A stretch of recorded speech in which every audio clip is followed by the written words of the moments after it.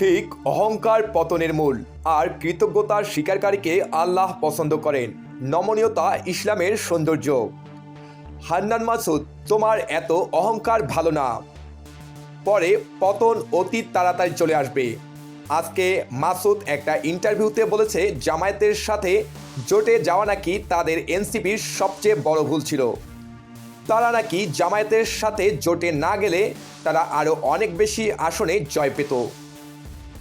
আমি এই হান্নান মাসুদ এবং এনসিপিকে বলতে চাই, তোমরা যদি জামায়াতের সাথে একসাথে জোটে না যাইতে তাহলে তোমাদের হাসনাত আবদুল্লাহ ছাড়া আর কেউই একটা আসনেও জয়লাভ করতে পারতো না। এই জামায়াতের মানুষ তোমাদের বিজয় এনে দিয়েছে, আর এখন তোমরা তাদের বিরুদ্ধেই কথা বলো। তোমাদেরকে বলে দেই, এত অহংকার ভালো না। তোমরা কথা বলতে আরেকটু বুঝে শুনে বলবে, না হয় শেষে কিছুই পাবে না, সব কিছুই হারাতে হবে। যেমন জামায়াতে ইসলামীর জোট থেকে বের হয়ে চরমনাই সিট পেয়েছে একটা, আর তোমরা জোটে থেকে পাইছো 6টা। এই সবগুলোই জামায়াতে ইসলামীর ভোট।